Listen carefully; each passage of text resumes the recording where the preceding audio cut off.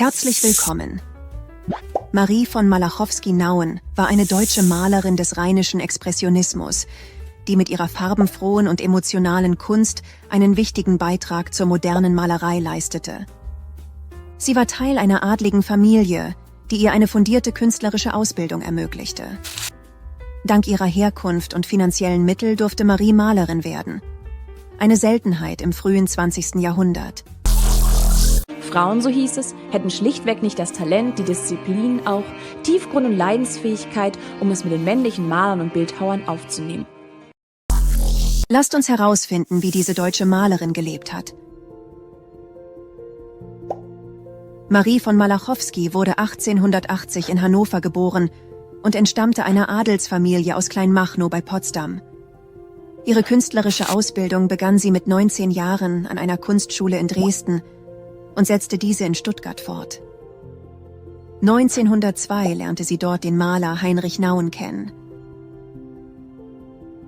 Nach ihrer Hochzeit reisten sie 1905 nach Paris und studierten dort an der Akademie. Später wohnten sie in Berlin, wo ihre Tochter geboren wurde, nachdem ihr erster Sohn tragisch verstorben war. 1911 zog das Paar nach Schloss Dilborn und begann dort ihre produktivste Schaffensperiode. Sie empfingen Gäste wie die Ehepaare Macke und Mark, die ihre farbenfrohen Werke beeinflussten.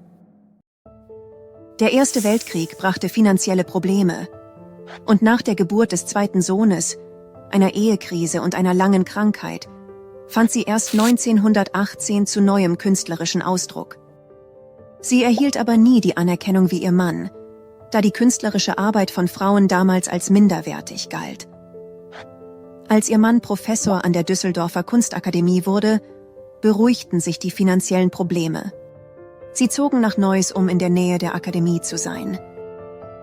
Im Jahr 1937 erlebte sie einen schweren Rückschlag, als die Nationalsozialisten mehrere ihrer Werke als entartete Kunst beschlagnahmten und zerstörten. Auch ihr Ehemann wurde gezwungen, in den Ruhestand zu gehen. Sie zogen nach Kalkar, wo er 1940 an Magenkrebs starb.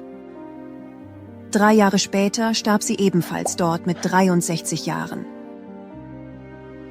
Schauen wir uns nun ihren Malstil und ihre Werke genauer an.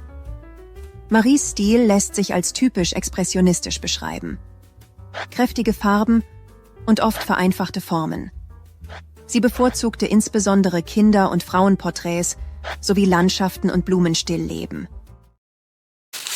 Zu ihren bekannten Werken zählen unter anderem Feuerlilien, ein lebhaftes Stillleben mit intensiven Farbakzenten.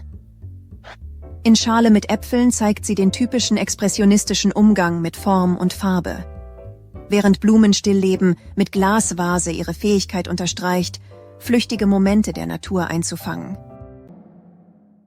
Nur wenige Werke ihres Lebenswerks sind erhalten geblieben, doch sie prägte den rheinischen Expressionismus nachhaltig.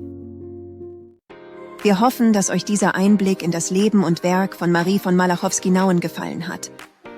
Wenn ja, abonniert unseren Kanal für mehr spannende Kunstgeschichten.